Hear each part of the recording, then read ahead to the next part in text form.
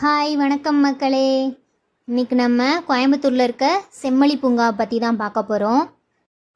இந்த பூங்காவோட திட்டப்பணிகளில் சுமார் 40 கோடி ரூபாய் வரை ஊழல் மற்றும் நிதி முறைகேடு நடந்துள்ளதா தென்மண்டல ஒப்பந்ததாரர்கள் சங்கம் புகார் அளித்துள்ள விவகாரம் தமிழக அரசியலில் பெரும் அதிர்வலைகளை ஏற்படுத்திட்டு இருக்கு.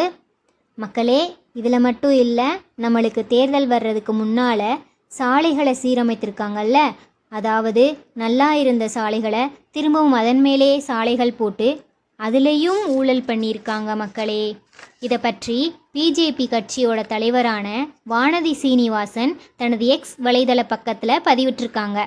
மக்களே, இப்போ தான் புரியுது, எங்கள் தெருவுலேயும் நல்லா இருந்த சாலையை கல்லெல்லாம் எடுத்து திரும்பவும் அதே கல்லை வச்சு சாலை போட்டாங்க மக்களே. இதிலிருந்து என்ன தெரியுது? சாலை போடுறதுலேயும் ஊழல் பண்ணியிருக்காங்க மக்களே. உங்கள் தொகுதியிலையும் இந்த மாதிரி நடந்துச்சான்னு கமெண்ட்டில் சொல்லுங்கள். மேலும் கரண்ட் நியூஸ் டீட்டெயிலாக தெரிஞ்சுக்க நம்ம சேனலை சப்ஸ்கிரைப் பண்ணி வச்சுக்கோங்க. மறக்காமல் பெல் ஐக்கானையும் கிளிக் பண்ணிக்கோங்க. மக்களே, இன்னொன்று சொல்லணும், எங்கள் அம்மா அப்பா இருக்க ஊர் ஒரு கிராமம். அங்கே இருக்க சாலையை பார்த்திங்கன்னா குண்டும் குழியுமா இருக்கும். நீங்களே திகச்சு போயிடுவீங்க, என்னடா இப்படி இருக்குன்னு. இப்படி நல்லா இருக்க சாலையிலேயே சாலை போடுறதுக்கு இந்த மாதிரி கிராமத்தில் இருக்க சாலையை போய் சீரமைச்சா கொஞ்சம் நல்லா இருக்கும். என்ன மக்களே, நான் சொல்கிறது சரிதானே? யாரெல்லாம் சரின்னு நினைக்கிறீங்களோ லைக் பண்ணுங்க.